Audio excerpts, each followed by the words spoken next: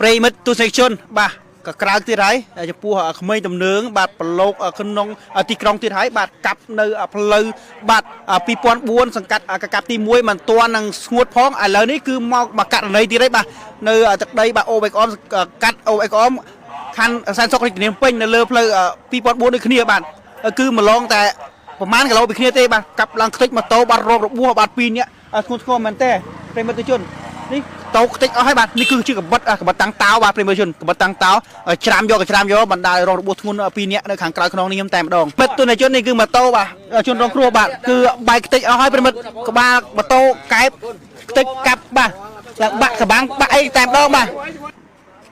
បន្ទាប់ពីបានទទួលដំណឹងបាទក្មេងទំនើកាប់គ្នាពេញផ្លូវបាទកម្លាំងប៉ុស្តិ៍អូបេកអមរួមទាំងអធិការឋាននគរបាលខណ្ឌសែនសុខបានចុះមកដល់នៅចំណុចទីតាំងកន្លែងកើតហេតុតែម្ដងប្រិមត្តជនហើយនៅចំណុចទីតាំងនៃកន្លែងកើតហេតុនេះគឺមានកាមេរ៉ាសុវត្ថិភាពដើម្បីធ្វើការងាយស្រួលឆែករកភិនភាគក្មេងទំនើដើម្បីឈានទៅដល់ការខាត់ខ្លួនដើម្បីចាប់យកបទទោសតាមផ្លូវច្បាប់បាទ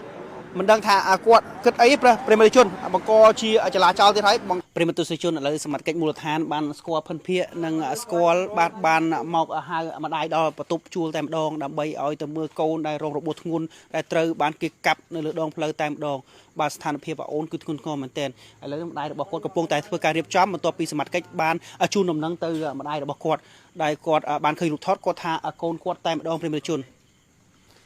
បាទឥឡូវម្ដាយញាក់ពីដំណេកមើលបាទលុកមុខទាញអាវទៅរកកូននេះបាទដោយសារកូនបាទដើរលេងយប់ត្រូវបាន